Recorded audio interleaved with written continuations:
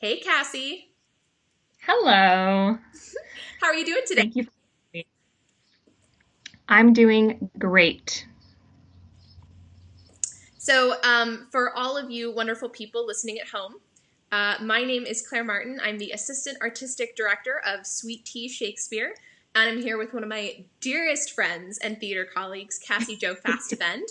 Um, for those of you who don't know, which is probably most of you out in North Carolina, Cassie has been an indescribably impressive and awe-inspiring figure in my life as a theater Oh, artist. She is an exquisite actress who specializes in character and has an extensive amount of experience with Shakespeare and other heightened classic texts. Um, but she is also a full theater artist. She's a dramaturg. She has designed in all different ways: lights, sound. Sometimes she keeps me from having a migraine, so she's like a human. She's like a human artist as well. Um, and she is based in Tacoma, Washington, which is just a little bit south of Seattle. But she has worked all over, and her theater education has taken her as far as London and really all over the country. So we're very, very lucky to have her today, and I'm excited to chat with her about how theater like moves her and what it means in her life. So, Cassie, thank you so much for making the time. Oh my gosh. Of course. For you, Claire, of course. So I don't want to start too big and existential. I want us to like wade our way into the water here. So let's go back into the Okay. recesses of your past. Uh, What was the production or play that made you fall in love with Shakespeare? Midsummer, Okay. actually. A Midsummer Night's Dream. And I think it was pretty much because it was my first, prolific experience with Shakespeare. I'd read various texts in, honors English classes and things, but it was my first acting experience, and I helped direct it at my high school. So I had I had quite a large role with that script from my start, and I think it was just an impressionable age to have this script. So Midsummer for sure. Wonderful. And does Midsummer still have a special place in your heart because of it? Absolutely. I think that it's got to be one of my favorites. It's completely delightful, mysterious, magical. There's just this very ethereal magic about Midsummer that whatever production I've seen, whatever interaction that I've had with the play, the second time around when I got to, play Helena, so I've interacted with the script in two different performance aspects. It's just pure magic, kind of with whatever treatment that the cast ends up giving it. Wonderful. I have no, as you know, aesthetic talent whatsoever. I cannot conceptualize how things look or how they should look because I have no spatial awareness. But um, from a design perspective, I find Midsummer, kind of like The Tempest, is one of the most fun productions to go see because in addition to that whimsy and magic that you're speaking to, which is so intrinsic to the text, there is also just so much capacity for designers to like go crazy and just have really broad, bright, colorful ideas that can come to life. And so I've never seen a production of Midsummer that did not dazzle me in some way. There are so many different Right. aesthetic ways you can interpret it. Absolutely. Absolutely. In space is one of them Yeah, I've heard. we have a Yeah, I yeah. agree. I need to make a shout out real fast to the Midsummer cast, whose production was tragically deferred to next year because of COVID-19. They were rehearsing all this spring. It was an Oh, incredible lineup really? of actors. Oh, Yeah. wow. But I'm very happy that they're going to be able to perform it, next spring if all goes according to plan, outdoors with people the way it should be performed.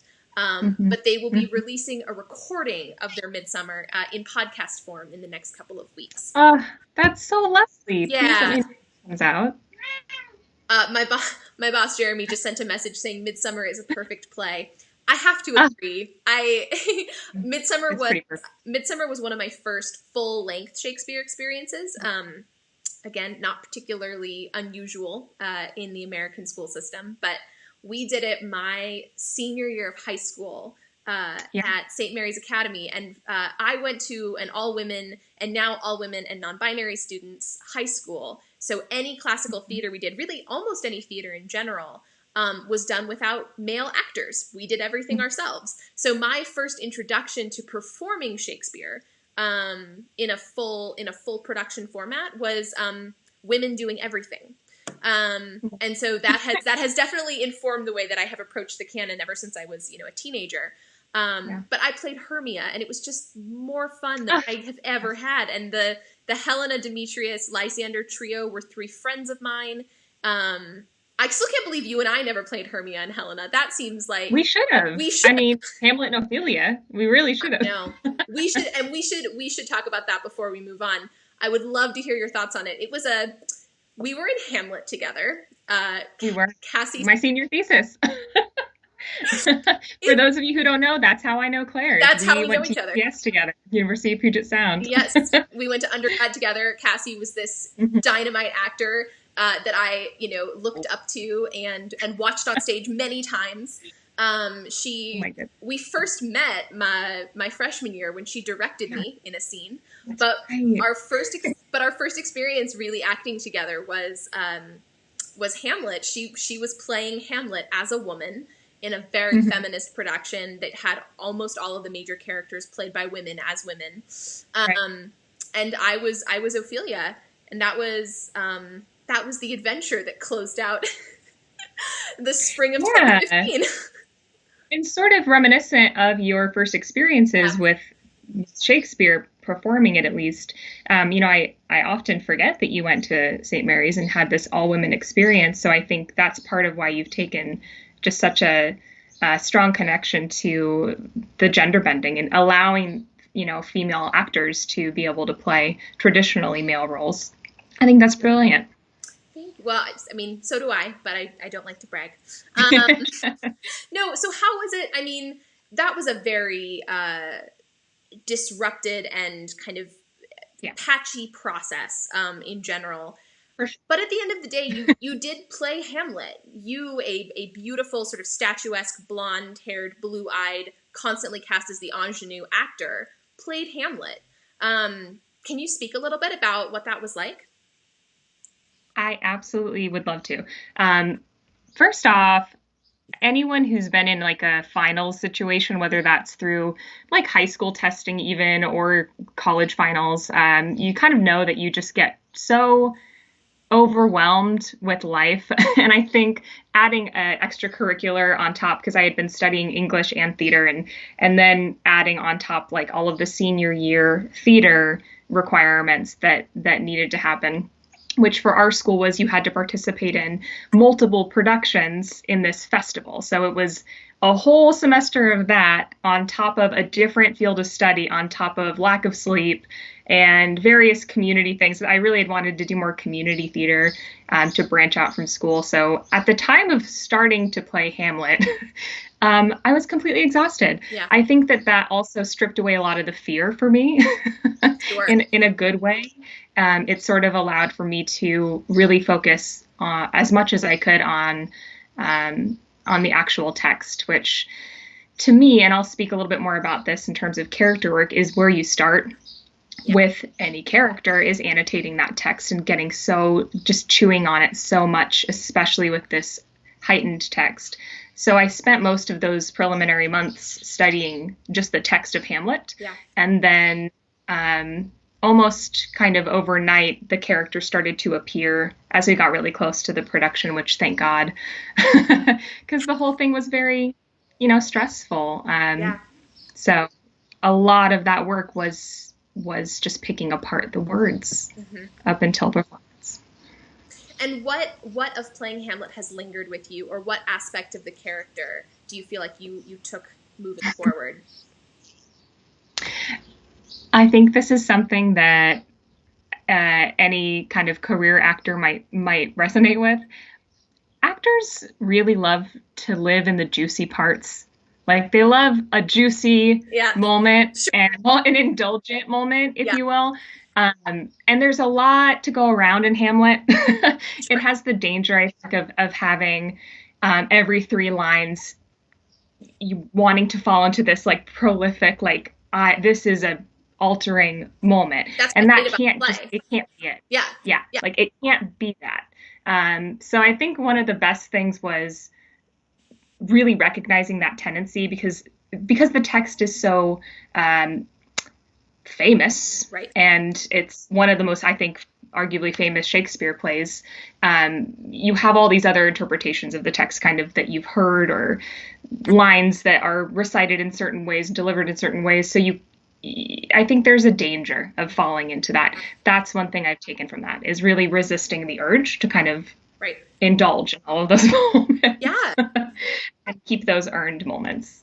Right. And with Hamlet, I think subconsciously part of the reason why actors, cherish the lingering, they try to sort of live in those moments where the text is just so poetic or so insightful. Part of the problem is that Hamlet has such a bad plot, like it has such a disastrous plot that like if you're not enjoying the crap out of the language, like there's so little for the audience to grasp onto in terms of what's happening. Because there's so much of it that seems nonsensical. I mean, we incorporated, extra textual scenes. We had like musical montages we had this like choreographed scenes. Yeah. To try to stories outside of the text. To try to bridge some of those like gaps in logic and just try to explain who was where when and how people found things out.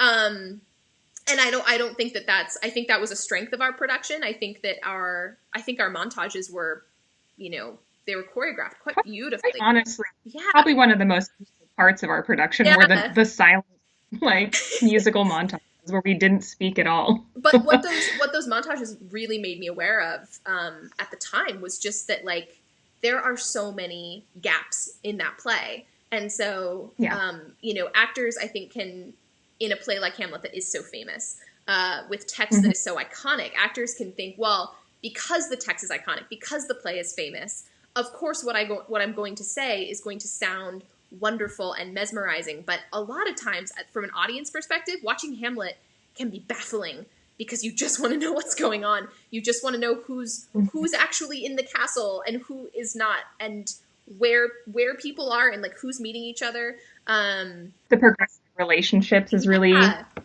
to follow sometimes. Yeah, like it jumps. They jump forward in relationships very quickly and kind of suddenly at times, and then they spend really long scenes of just like bantering, and you're it's almost it's very difficult to follow. And I remember when my parents came to see it, one of the things that they had said about your performance in particular was that they never felt like you were talking down to them. They never felt like you as an actor like knew something the audience didn't know, or was like more enlightened than the audience on some level. They felt like the relationship between your Hamlet and the audience was one of real openness and mutuality. Like Hamlet was really appealing to the audience, not only from a pathos, but also like for answers and for groundedness, for something to hold on to. They just felt like it was a really a non-egotistical performance of that play.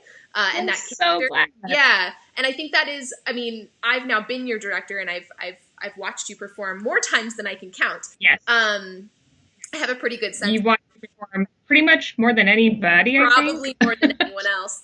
More than other. Yeah. Well, because you did so much theater, not only at school, but in the community. And so I would go see them. And I know your toolkit pretty well, and I know your areas of strength very well. And I think it is possibly your greatest strength as an actor, is the ability to, especially with those heightened texts and those characters that appeal to the audience, and that directly address them. You never talk down to your audience. You never make the audience feel like stupid, or the way that your characters approach the audience is never, let me explain to you what's going on. It's always so like open and generous and vulnerable. And I think audiences really respond to that. I mean, they certainly responded to that when you played Blanche. Thank you. Yeah. Thank you. I think that with audiences, even if people can't, especially with Shakespeare, articulate their experience, they feel it. So like it might take them a second to articulate exactly what, or like even if they're not really able to follow the plot, every single plot point, they still are able to have this feeling inside from their experience. And if you can move them and trust that they're just going to be able to understand the flow of this experience, then I think it just works. So I appreciate hearing that. Thank you. Yeah, absolutely. So before we move on to character, because I do want to give you a chance to just unpack your incredible process that is unbelievable to me. What she does with character is unreal. But there's one more. I think there's one more Shakespeare we should mention, which is that last summer you and I collaborated on a partially devised, site-specific adaptation of Romeo and Juliet that we called Romeo plus Juliet: The Parkland Project, in reference to the unbelievably brave students of Marjory Stoneman Douglas High School who marched on Washington with about 1.8 million students nationwide to protest the lack of gun regulation in this country. And I was hoping that you could explain not only the character you played in that show, but the kind of the double character, and what the process was like of working on that double meta layer of theater. Yeah, absolutely. So the actual production itself, Claire, please, jump in here, because it was your concept essentially, and the cast at large concept. I kind of came into the rehearsal process a little bit late. So if you have things to add, please jump in and add them. But we had this cast of characters that was essentially a high school class that was performing Romeo and Juliet for their final performances. Some of them were seniors, some of them weren't. And then they had to essentially call off this performance due to the shooting. So we had this sort of meta narrative going on. There was the school shooting itself. We had done so much work in the rehearsal room for establishing relationships, silent kind of relationships, so that they would read very well. That was at least our intention, is that they would read underneath these main characters. So I was able to play sort of the larger role of the teacher of these high school students. I think one or two of our students were lost in the shooting, if I can remember. Some of the dramaturgical work that we did, at least one I remember specifically was lost. There might have been others that had left the production due to it. There were a lot of details we had created like that. And so I played the teacher of these students coming together. The students essentially had come to the teacher wanting to remount the production. And that was what this was. The teacher had to step in and play various roles, like she had to act in the show, she had to sound design the show, she had to jump in and, help with props occasionally if props were missing. So she kind of played both tech and a little bit of acting as well. Yeah.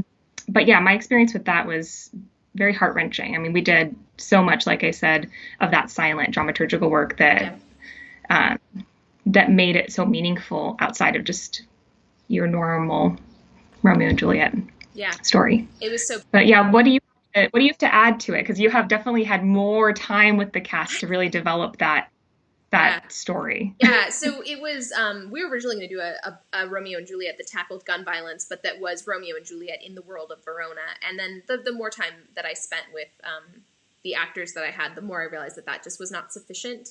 And then once we knew we were going to be performing it in a stage that was literally grafted into a high school, the choice was made for me that this needed to be not only meta-theatrical, but that it needed to incorporate devised work, that there needed to be actual text that was original, that was created by this group of actors, that could give voice to the just unspeakable trauma that so many students in this country are holding in their hearts every day.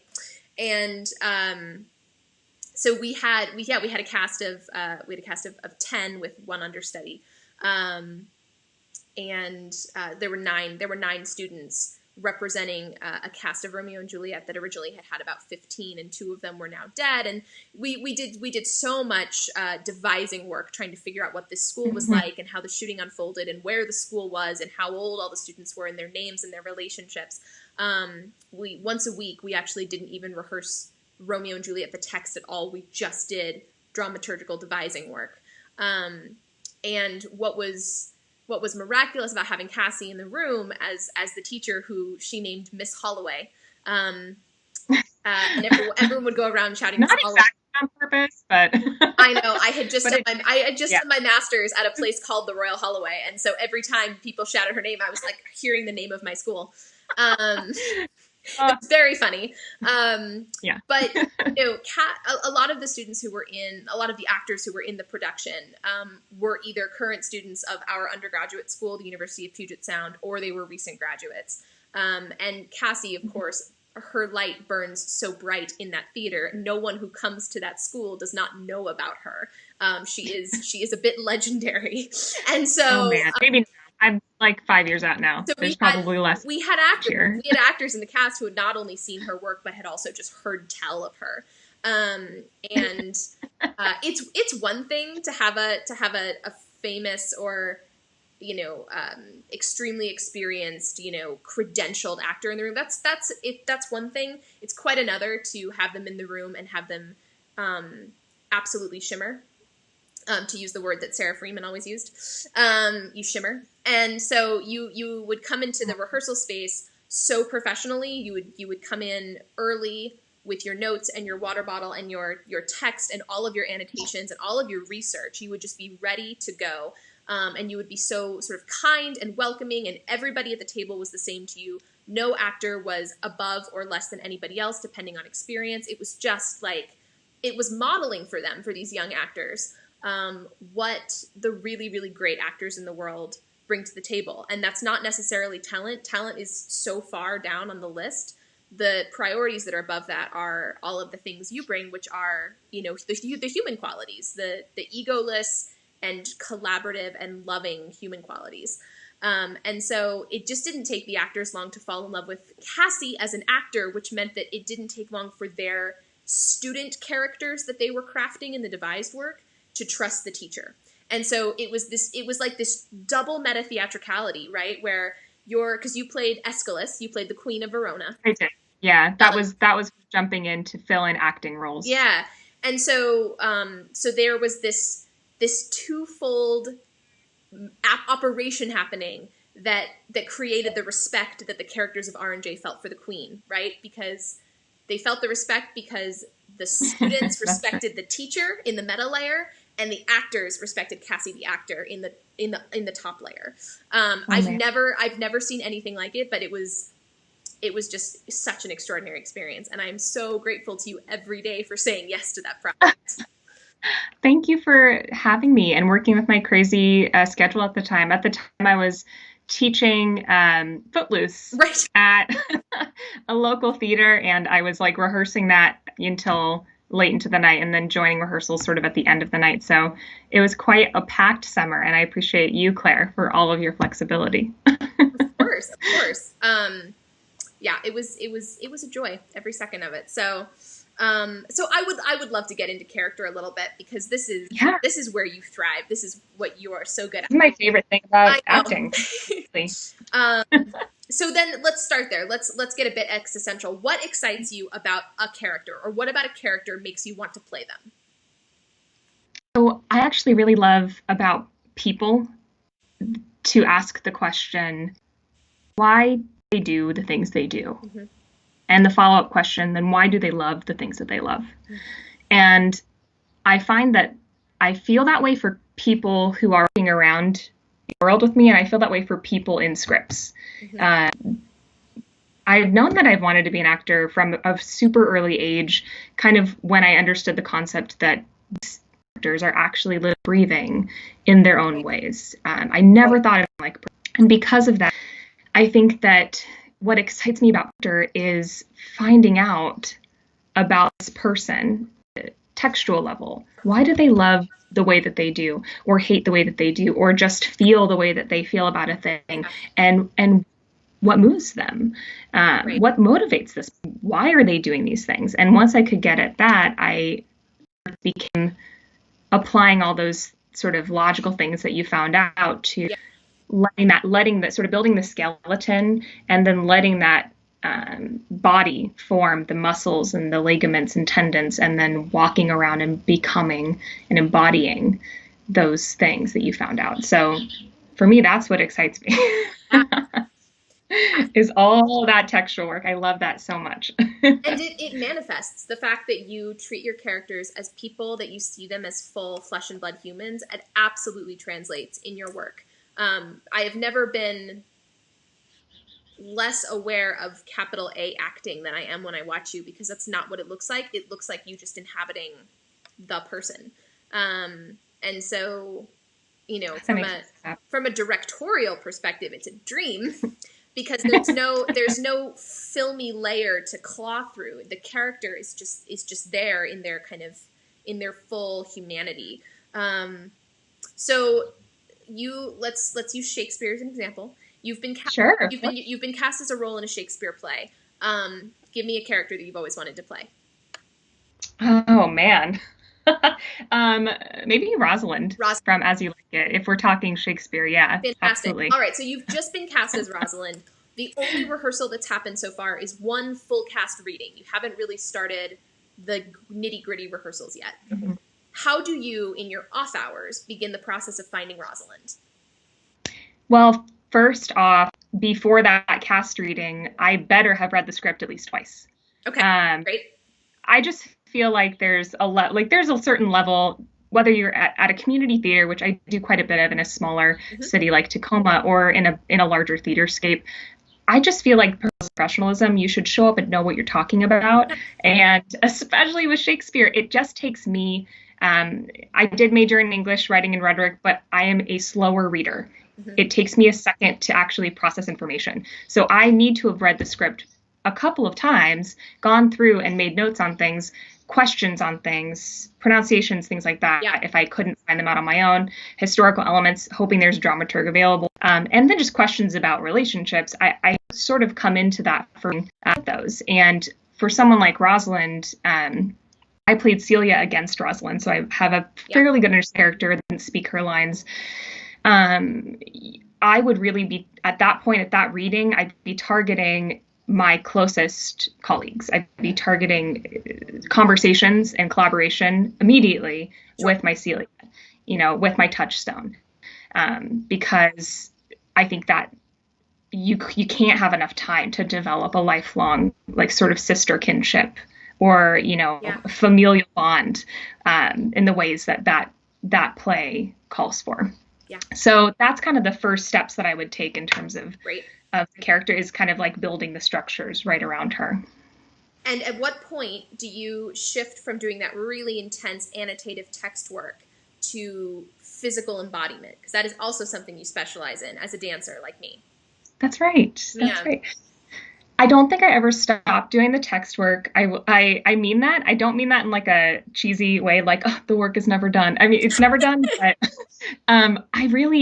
there's just so much work to do. Like, unless I'm doing a run of a show that would last several months long, I don't think that you really come close to really getting all the interpretations that you can have in the script. Yeah. But for me, that shift probably would happen day one of blocking. Once we're actually on our feet, we've probably done a couple sessions of book work as a cast at that point. We're on our feet. We're doing sort of our first stab, if you will. The director's hopefully given us some idea of where they want us to be on stage. At that point, I think the shift really needs to be made in the physical sense. You have to sort of work on the feeling present with those around you. Yeah. And in order to help that along, what needs to happen before that point, in my opinion, is to be extremely familiar with the dialogue.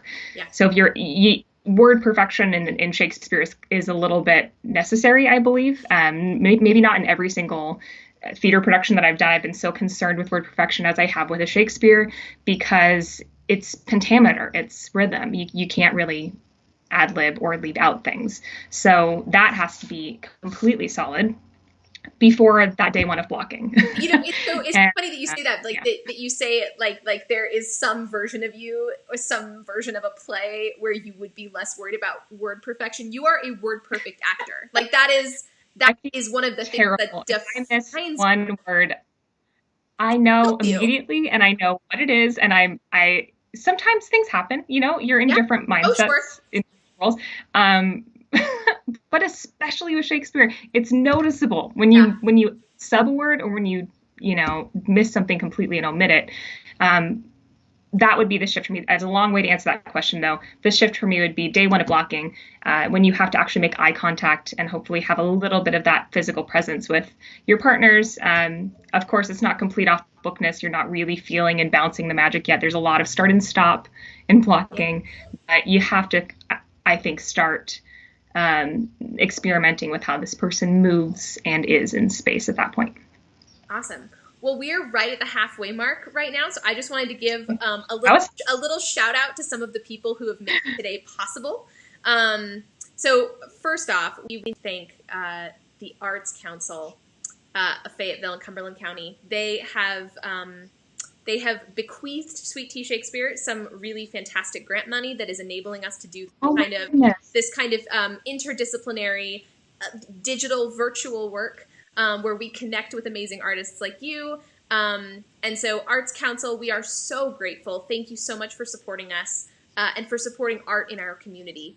I also personally just want to give a shout out to my incredible boss, Jeremy, who sort of handed me the reins to a podcast without me having any experience in this, and invested faith and trust in me when a lot of people wouldn't. Thank you, Jeremy. I hope that I will not let you down. I was going to say, I hope I make you proud, but I think that's a bridge too far. I just hope that I am able to manage the software and the equipment and the human factor well enough that I don't let you down. And we have just an unbelievable team behind us. I mean, I know that you haven't met any of them personally, Cass, but not yet. No, but you will. Ashanti Bennett, she's our general manager and is doing everything for us and then some. Ashanti, thank you so much for having our backs and for being our de facto, editor and communicator and manager and life coach all at the same time. We're a really lucky bunch to have leaders like this. I am incredibly fortunate to work for them. Just thank you everyone who enabled this awesome conversation we're having today. Thank you from me too. I don't know you guys, but you guys sound amazing. You will meet them. Eventually you will meet them. I'll get you out to North Carolina for something. Thank you. There are so many roles you have left to play. Oh my gosh. So many gender bends, according to you. So many gender bends. There's so much to come. I mean, we still have to do Richard II at some point. That's gotta be on the docket. The Boy King.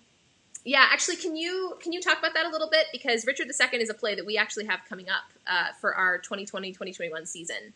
I know that you saw a pretty fantastic production that I've only seen the video of. With an actor whose name people will actually recognize. But I'd love for you to talk a little bit about that character and that play, because it's one that not a lot of people know about. Not a lot of people like that play or really have given it a chance. Mm-hmm. So Jeremy says, I will direct As You Like It every day for the rest of my life. Jeremy. Oh my God. I get it. But that play has so many problems. So it's been quite a long time since I've engaged with Richard II. I think it's been about 4 years actually since I've engaged with the text or a production of it. So I'm dusting off the back of my brain here. The play backwards and forwards like any Shakespeare play in the canon. So please correct anything if I misremember a detail. There are quite a bit in the histories. What I love the most about Richard II is this sort of the idea that is actually historically accurate. And again, back me up here with actual history because I'm bad with dates and history. But it's historically accurate that children ran countries. This concept of being a boy king was real. You could be 12 and you could run the whole land. And I think that that's incredibly fascinating because at least the production that I had seen with David Tennant, which I was so fantastically lucky to have been able to have gotten stage, what do they call them in London? You show up at the crack of dawn to get tickets. Yeah, it's the stage boarding. Yeah, that was the Royal Shakespeare Company, and that was Greg Dorn. My God. It's just David Tennant he's sublime in the role. He's perfect. I'm just fascinated by the element of stunted growth in that role. Yes. That you could be, that's, I think my favorite thing to explore with that, and to hopefully one day be able to explore in depth, is you can be thrown into this position of power that you have no idea how to fathom because you're a child. And all of this is thrust upon you. And then by the time you're actually a young adult and you're able to like make sound decisions, you're so impaired from this like crazy, insane set of circumstances that have happened that your judgment is impaired. You have no idea how to make good decisions. It's this very sort of immature, stunted, he's kind of stuck in this very childish place. And I think that exploring that with the dynamics, the larger political dynamics of the play, I think are fascinating. And that would be just a joy to get to pick apart each individual sort of relationship dynamic when it comes down to it. And when he's overthrown, that it's like this, at least the way that I had seen it last performed, there was just this very heartbreaking realization of like, my life is not what I think it is. And I'm not really sure where my place is. But yet this defiant sort of immature sensibility, because he's a kid. So yeah, fascinating role. There's lots to do with that role. Okay, I don't even want to read this out loud, Jeremy, because how dare you come up with a nickname that's never going to leave I'm never going to be able to scrub that out of my brain.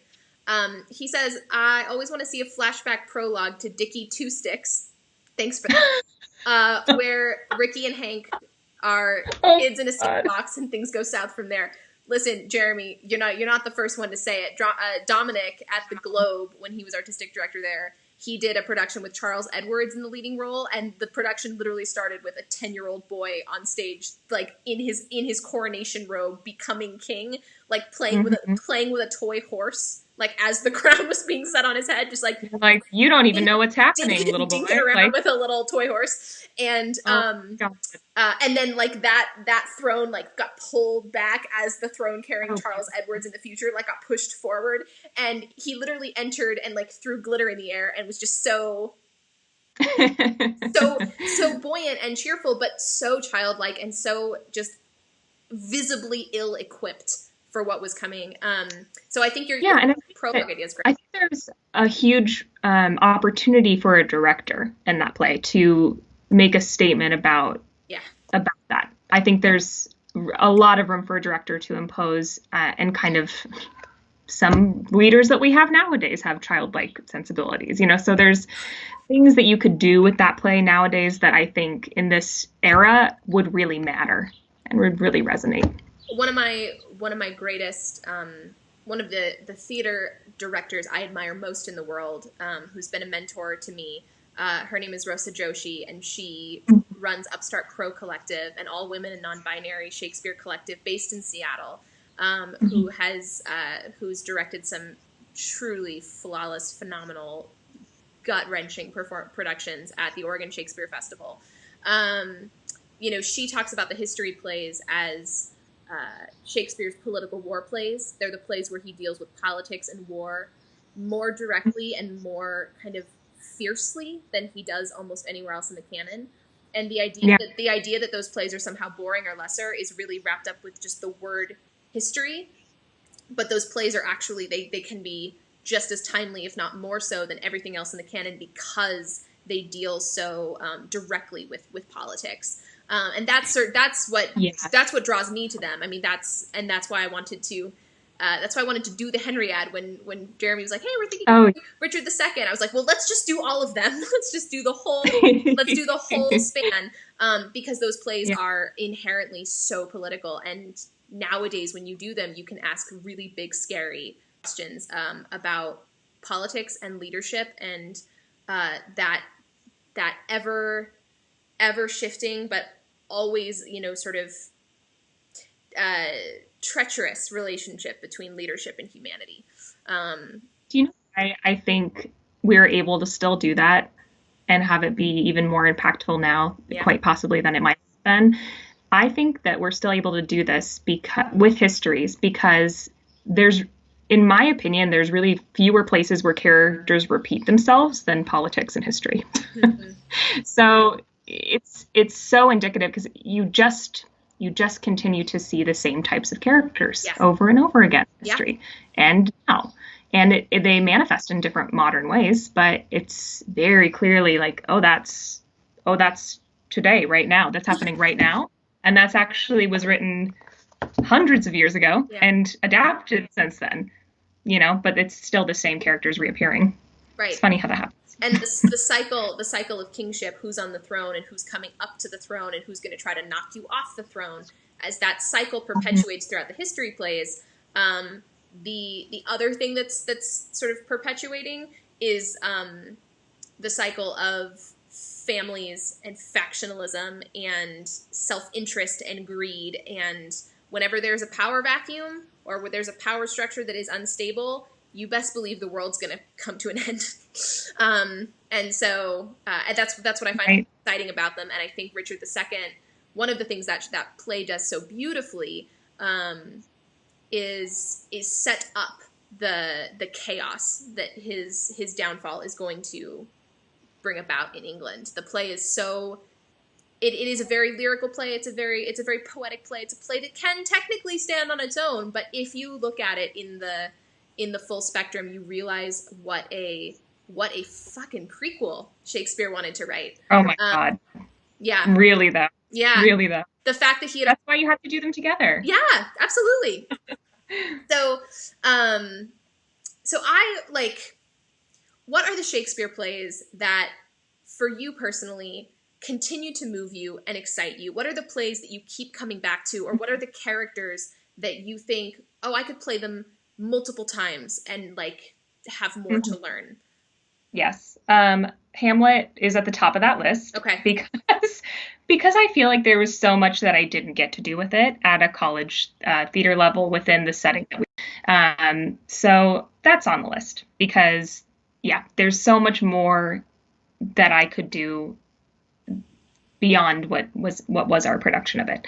Yeah. And then I'm really drawn to As You Like It. That play for me holds a really dear place in my heart. It was another really formative Shakespeare for me. It was one of my very first, productions at our school, and working with Jeff Prohl. That was absolutely enlightening. Jeff Prohl was one of our, renowned dramatist and dramaturg, but our professors, one of our very close teachers. So As You Like It continues to draw me because I see, similar like what I was saying with the relationships repeating themselves over time, I see that within the romantic comedies so much.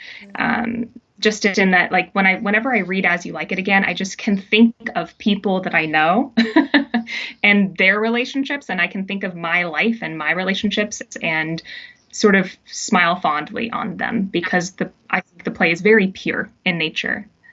So I'm very drawn to that play.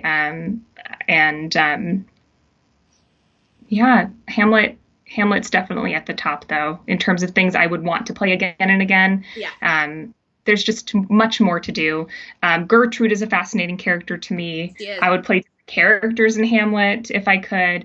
I would go back and play Lady Mac again. I did get a chance to play Lady Mac in a Fringe theater setting. Loved it. I feel like I wanted a longer run of it for sure. Really, really enjoyed playing Lady Mac as well. So those are a couple that come to mind. That's great. Yeah, this might be a good time to mention the fact that you have played in your not so long life some of the greatest roles in the English language. You have an, I don't know how this happened. Because you're so good, but you have this insane resume. Giving me these things.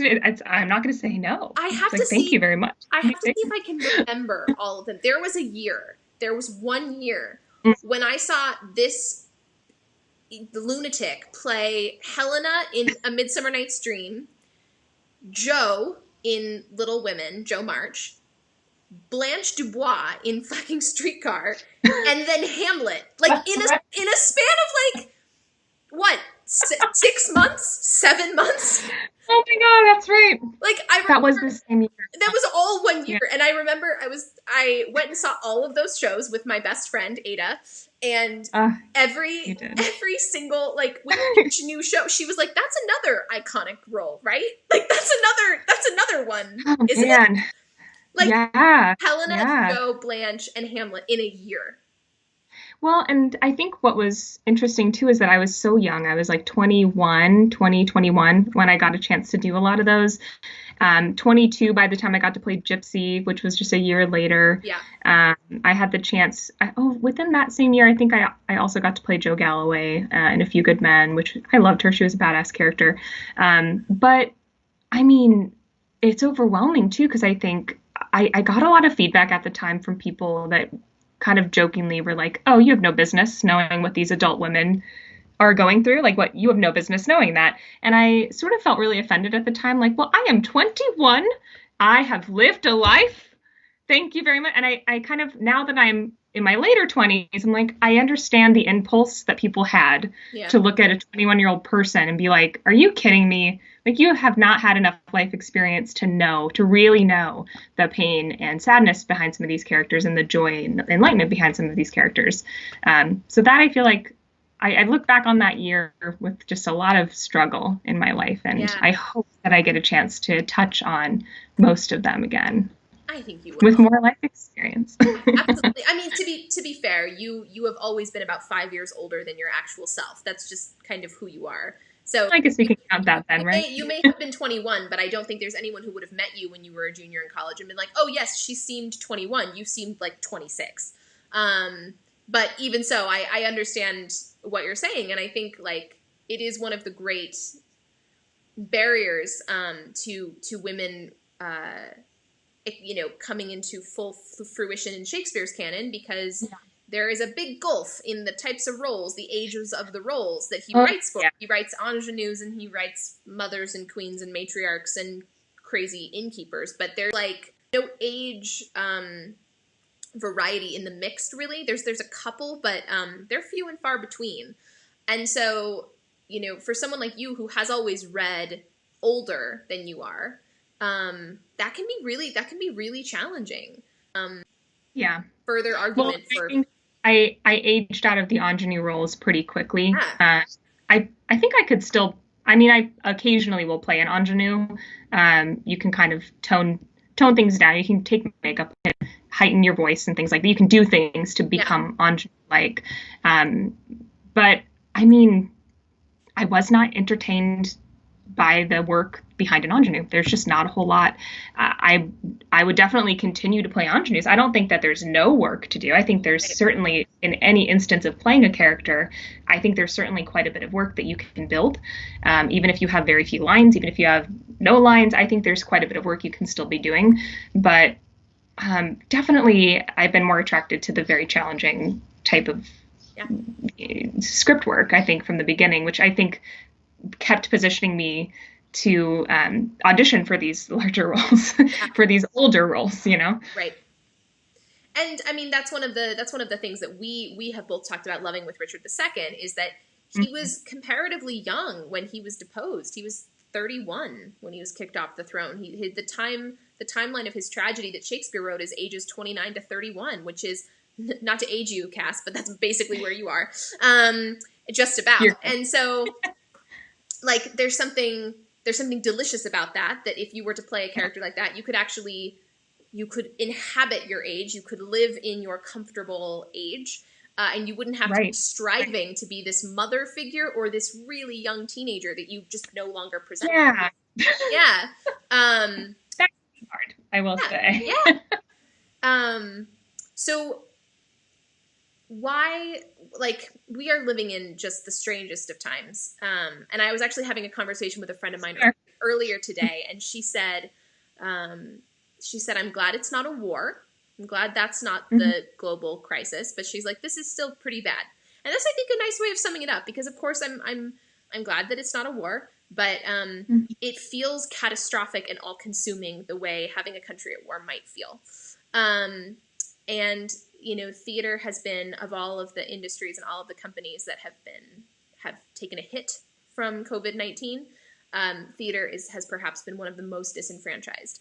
And so during this time of complete uncertainty and virtual living, what does theater mean for you, or how are you keeping theater alive in your heart and in your life?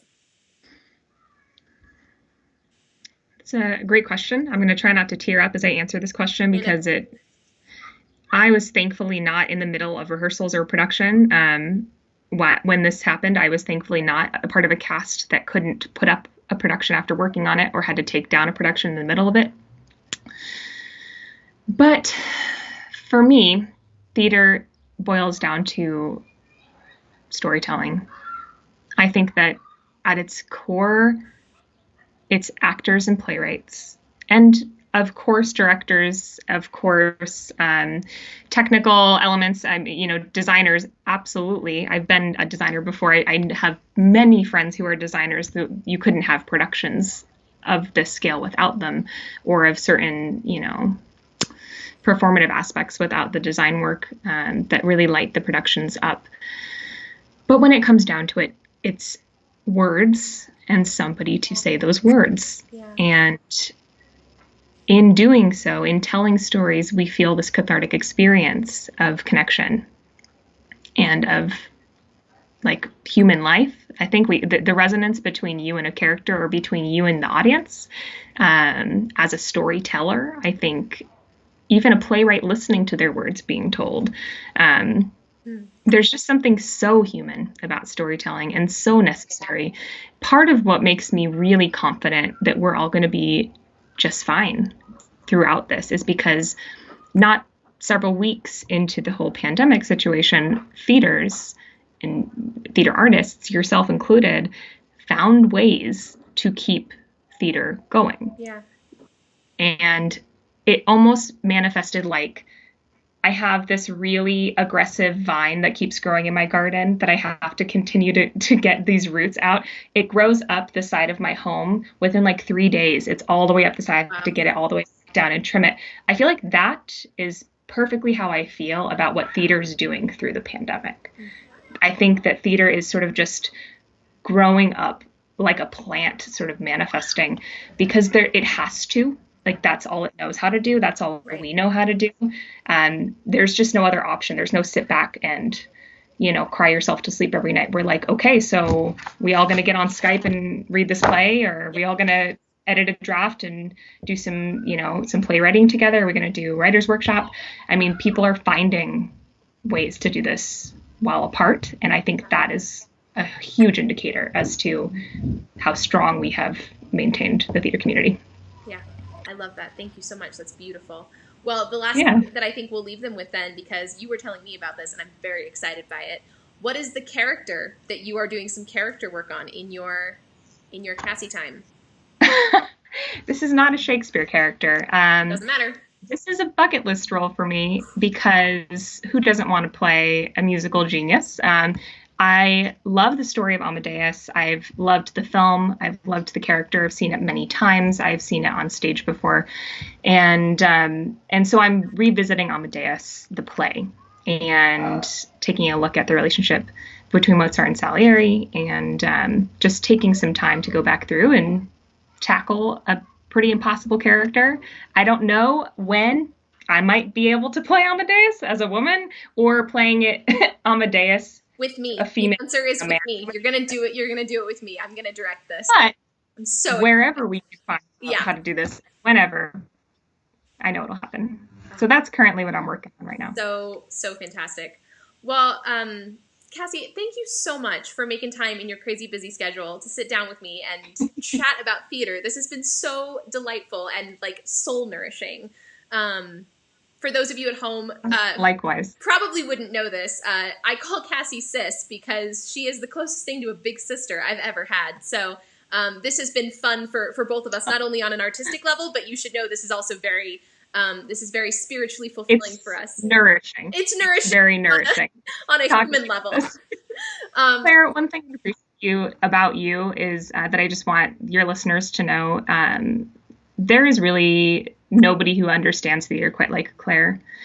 And I'm so drawn to you as a person, and I always have been, because you just speak the language of theater so inherently. So if you are listening to this podcast because you love Shakespeare, because you love theater, because you need something to do, I hope that you continue to tune in, because this person that you're listening to, Claire Martin, there's nobody who understands this language like her.